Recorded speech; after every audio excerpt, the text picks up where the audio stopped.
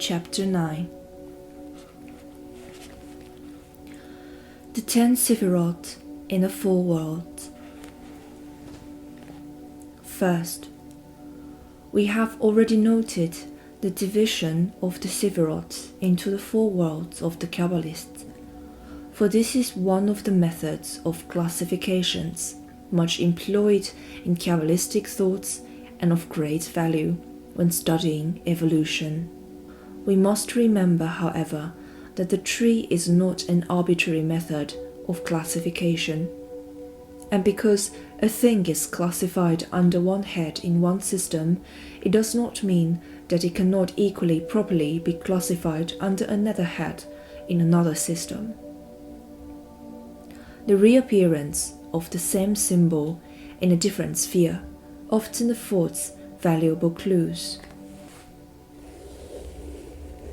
Second, under another method of classification, the 10 holy Sephiroths are considered as appearing in each Kabbalistic world upon another arc or level of manifestation, so that just as Ein Sof Ord, the limitless light of the unmanifest, concentrated a point, which was Kether, and the emanations worked down through increasing grades of destiny to Malkut. So the Malkut over Atzilut is conceived of as giving rise to the Kether of Bria, and so on consecutively down the plans. The Malkut of Bria giving rise to the Kether of Yetzirah, the Malkut of Yetzirah giving rise to the Kether of Asiya, and the Malkut of Asiya in its lowest aspect abutting upon the Qliphoth. Third, it is Atzilut, however, which is considered the natural sphere of the Sephiroth as such, and for this reason it is called the world of emanations. It is here and here only that God acts directly and not through his ministers.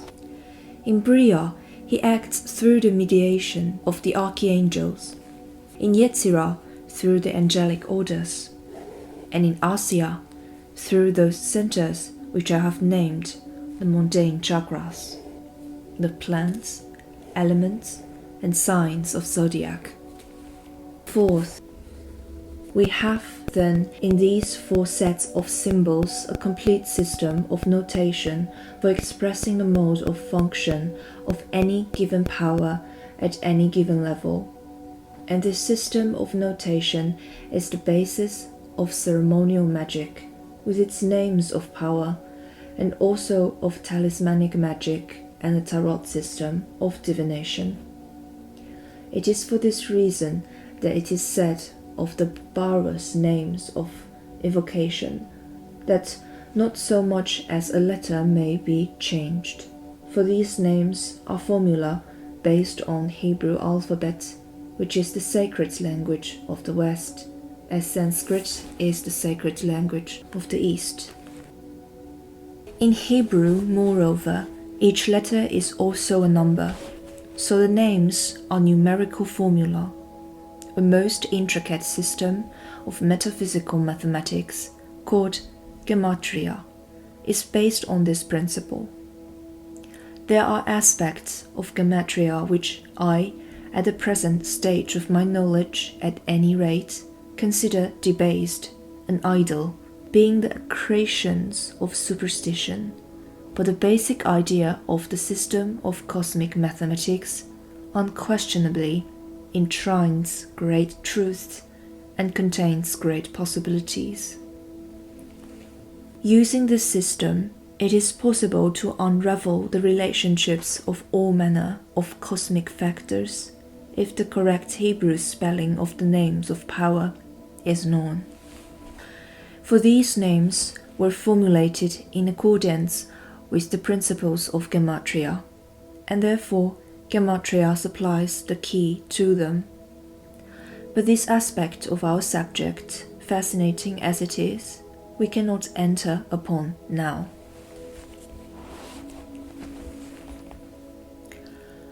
Five. In the archetypical world of Absolute, there are assigned to the 10 Sephiroth 10 forms of the divine name.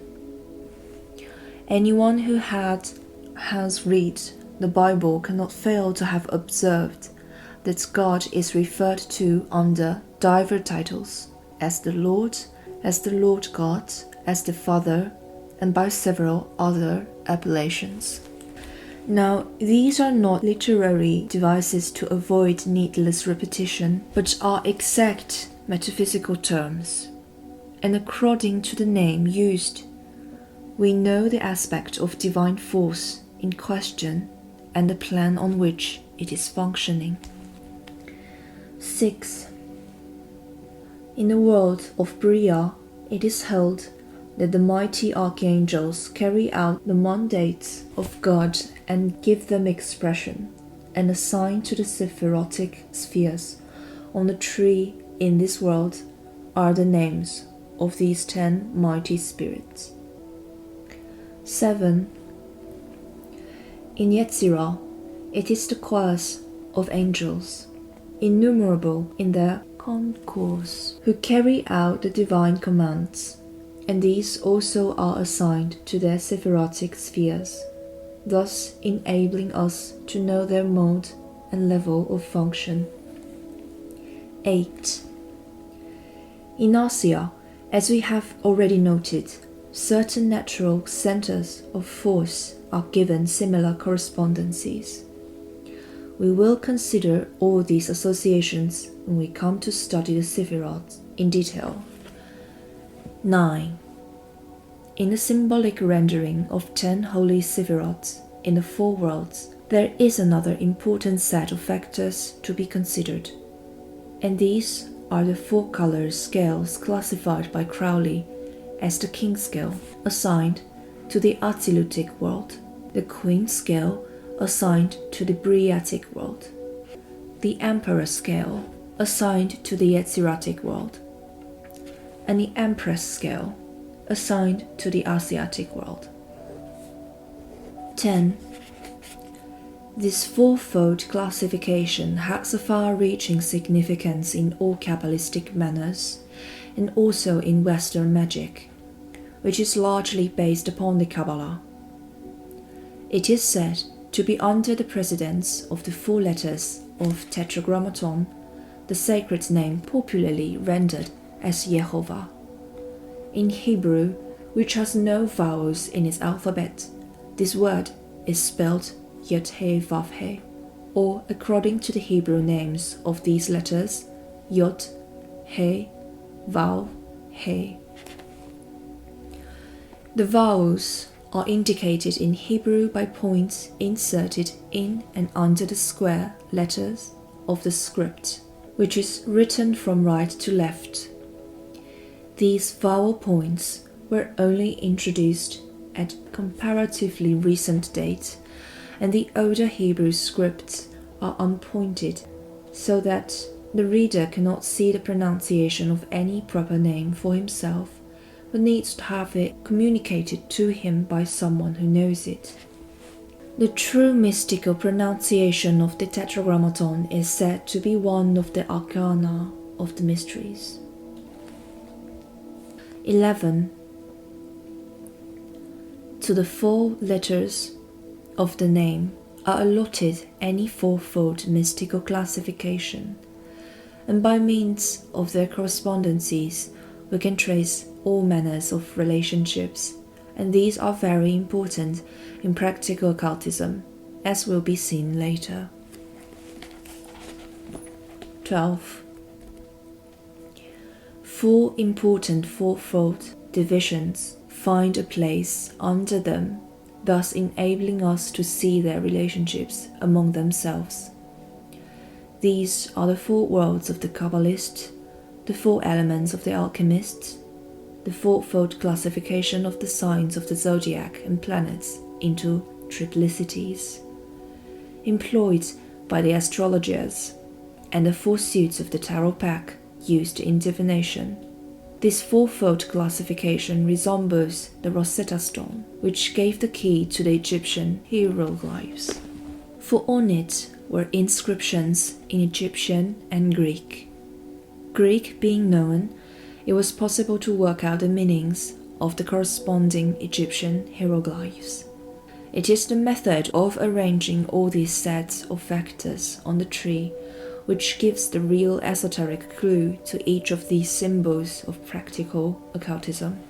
Without this key, they have no philosophical basis and become matters of rule of thumb and superstition.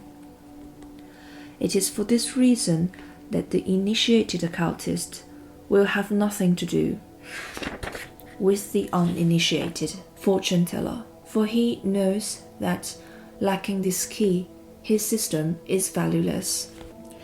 Hence the vital importance of the tree in Western occultism. It is our basis, our standard of measurement, and our textbook. 13.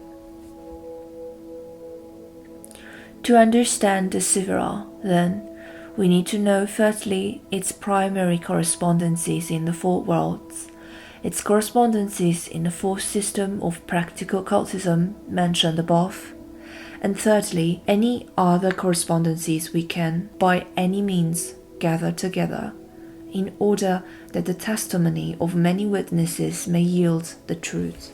Of this gathering of correspondences, there can be no end, for the whole cosmos on all its plans corresponds in endless sequences.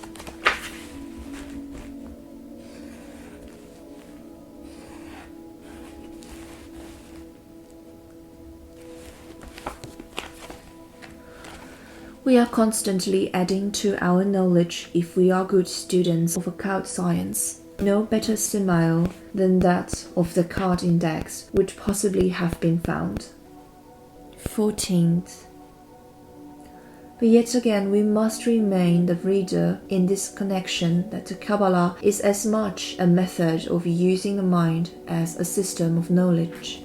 If we have the knowledge without having acquired the Kabbalistic technique of mentation, it is of little use of us. In fact, we might go so far as to say that it is not possible to acquire any great degree of knowledge until this technique of the mind has been mastered, for it is not the conscious mind to which the tree applies, but the subconsciousness. For the logical method of the Qabalah is the logical method of dream association. But in the case of the Qabalah, the dreamer is the racial subconsciousness, the oversoul of the peoples, the earth spirit. Into communion with this earth soul, the adept enters by means of meditation on the prescribed symbols. This is the real import of the tree and its correspondences. 15th.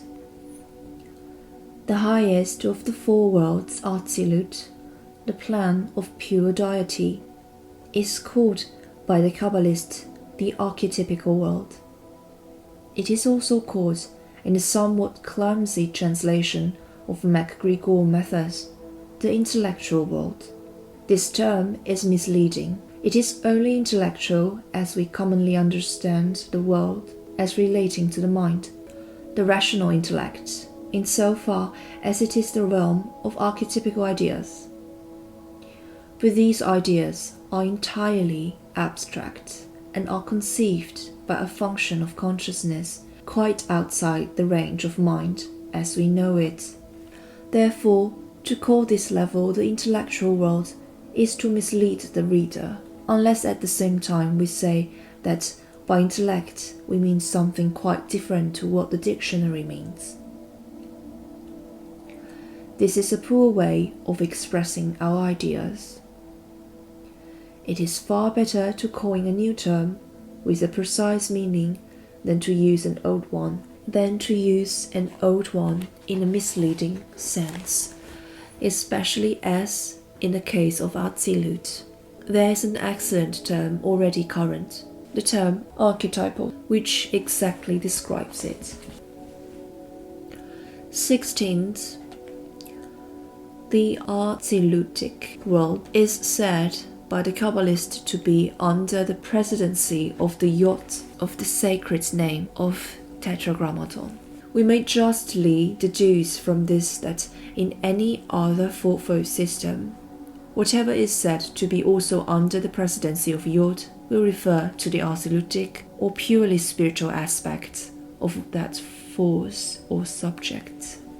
Among other associations given by different authorities are the one suit of the tarot pack and the elements of fire. It will be apparent to anyone who has any knowledge of occult matters that as soon as we know the element to which a symbol is assigned, we know a good deal. For it opens up all the ramifications of astrology for us, and we can trace out its astrological affinities through the triplicity of zodiac and the affinities of the planets with them. As soon as we know what zodiac and planetary associations exist, we are in a position to explore the correlated symbolism of any pantheon. For all the gods and goddesses of all systems that the human mind has ever invented have astrological associations. The stories of their adventures are really parables of the workings of cosmic forces. Through this maze of symbolism, we could never hope to find our way unaided. But if we anchor the end of each chain of correspondences into its sephira, we have the clue we need. 17th.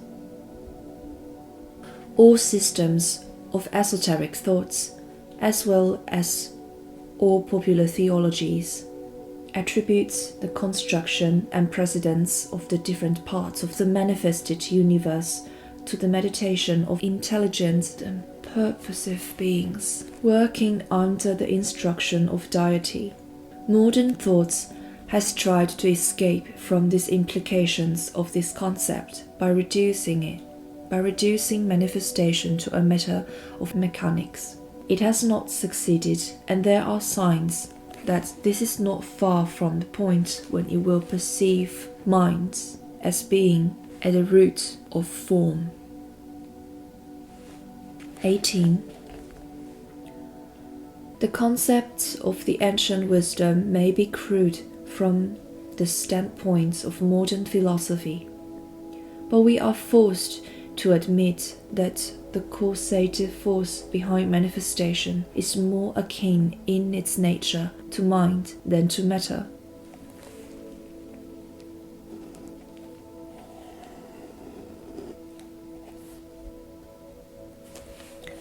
To go a step further and personify the different types of force is a legitimate analogy, provided we realize that entity which is the soul of the force may differ as much in kind and degree from our minds as our bodies differ in type and scale from the bodies of the planet. We shall be nearer an understanding of nature if we look for minds in the background than if we refuse to admit that the visible universe has an invisible framework. The ether of the physicists is closer akin to mind than to matter. Time and space, as understood by the modern philosopher, are more like modes of consciousness than linear measures.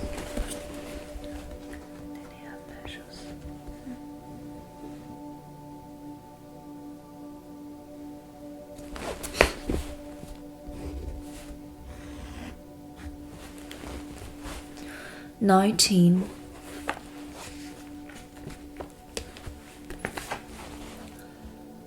The initiates of the ancient wisdom made no bonds about their philosophy. They took each factor in nature and personified it, gave it a name, and built up a symbolic figure to represent it, just as British artists have by their collective efforts produced a standard Britannia. A female figure with shield charged with the Union Jack, a lion at her feet, a trident in her hand, a helmet on her head, and the sea in the background. Analyzing this figure as we would a Kabbalistic symbol, we realize that these individual symbols in the complex glyph have each a significance. The various crosses which make up the Union Jack refer to the four races united in the United Kingdom. The helmet is that of Minerva. The trident is that of Neptune. The lion would need a chapter to himself to elucidate his symbolism. In fact, an occult glyph is more akin to a coat of arms than anything else, and the person who builds a glyph goes to work in the same way as a herald designing a coat of arms. For in heraldry, every symbol has its exact meaning, and these are combined into the coat of arms that represents the family and affiliations of the man who bears it. A magical figure is the coat of arms of that force it represents. 20. These magical figures are built up to represent different modes of the manifestation of cosmic force in its different types and on its different levels. They are given names, and the initiate thinks of them as persons, not troubling himself about their metaphysical foundations. Consequently, for all practical purposes, they are persons.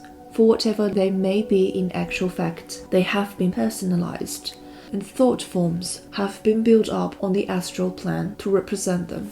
These, being charged with force, are of the nature of artificial elements, but the force with which they are charged being cosmic, they are much more than what we ordinarily imply when we speak of artificial elements, and we assign them to the angelic kingdom and call them angels or archangels according to their grade. An angelic being, then, may be defined as a cosmic force whose apparent vehicle of manifestation to psychic consciousness is a form built up by the human imagination. In practical occultism, these forms are built up with great care and the most elaborate attention to the details of the symbolism, and are used to evoke the force required. Anyone who has had experience of their use will agree that they are peculiarly effectual for the purposes for which they are designed. By holding the magical image in mind and vibrating the traditional name assigned thereto, remarkable phenomena are obtained. 21. As we have already noted, it is necessary to use the mental techniques of the Kabbalists in order to get any sense out of the Qabalah. This formulation of the image and vibration of the name is designed to put the student in touch with the forces behind each sphere of the tree. And when he comes into touch in this way, his consciousness is illuminated, and his nature energized by the force thus contacted, and he obtained remarkable illuminations from his contemplation for the symbols. These illuminations are not a generalized flood of light, as in the case of the Christian mystics, but a specific energizing and illumination according to the sphere opens up. Hod gives understanding of sciences, Yesod understanding of life force and its tidal modes of functioning. When Hod is contacted, we become filled with enthusiasm and energy for research. When Yesod is contacted, we enter deeply into psychic consciousness and touch the hidden life forces of the earth and our own natures. These are matters of experience. Those who have used the method know what it yields them.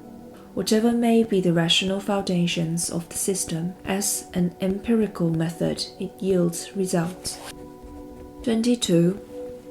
If we want to study a sephirah, In other words, if we want to investigate the aspect of nature to which it refers, we not only study it intellectually and meditate upon it, but we try to get into psychic and intuitive touch with its influence and sphere. In order to accomplish this, we always start at the top and try to get into spiritual touch with the aspect of deity which emanated that sphere and manifests in it. If this is not done, the forces belonging to the sphere on the elemental levels may get out of hand and cause difficulties. Starting under the presidency of the divine name, however, no evil can enter. 23rd. Having adored the Creator and Sustainer of all under His holy name in the sphere we are investigating, we next invoke the Archangel of the sphere, the mighty spiritual being in whom we personify the forces that build up the level of evolution and continue to function in the corresponding aspects of nature. We ask the blessing of the Archangel and beg that he will bid the order of angels assigned to that sphere that they shall be friendly and helpful towards us in the realm of nature in which they function. By the time we have done this, we shall be thoroughly tuned to the keynote of the sphere we are investigating and be ready to follow out the ramifications of the correspondences of that sephira and its cognate symbols. 24. Approached in this way, we shall find the association chains far richer in symbolism than we have ever believed to be possible, for the subconscious mind has been stirred and one of its many chambers of imaginary thrown open to the exclusion of all the others. The association chains that rise into consciousness should therefore be free from any admixture of extraneous ideas and true to type. 25.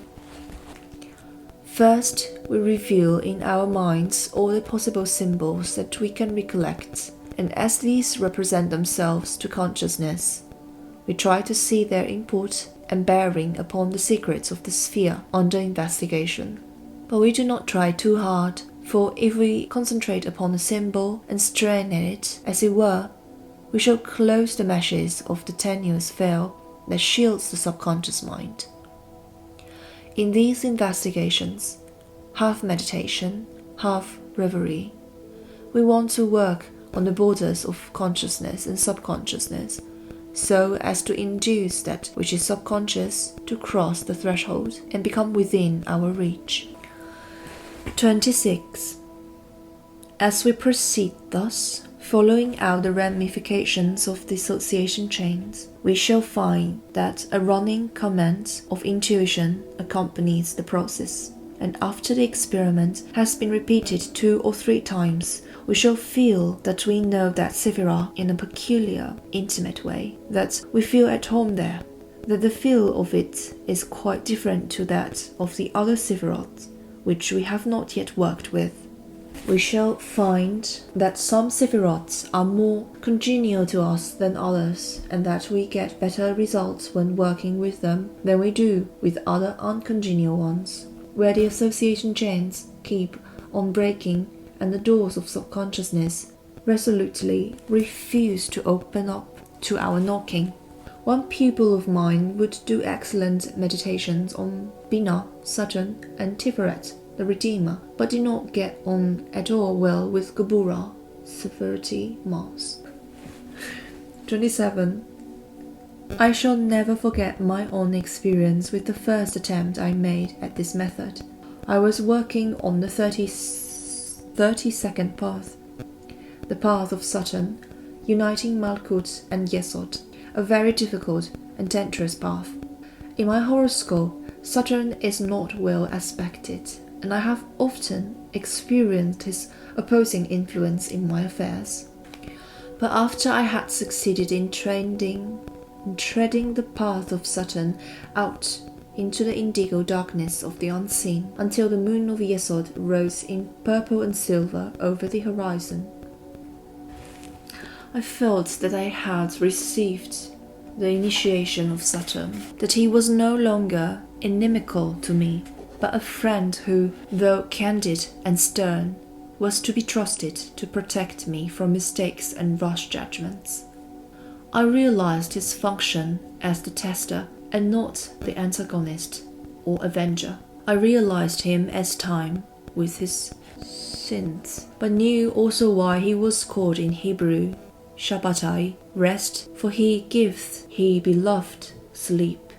After that, the 32nd path was open to me, not only on the tree, but in life, for the forces and problems symbolized by that path and its correspondences had become harmonized in my soul. For these two brief examples, it will be seen that the meditations upon the tree form a most practical and exact system of mystical development, and one that is peculiarly valuable in that is equilibrated. For the different aspects of manifestation are, as it were, dissected out and dealt with in turn, nothing being neglected. By the time we have trodden all the paths of tree, we shall have learned the lesson of Dot and the devil, as well as of the angel and the high priest.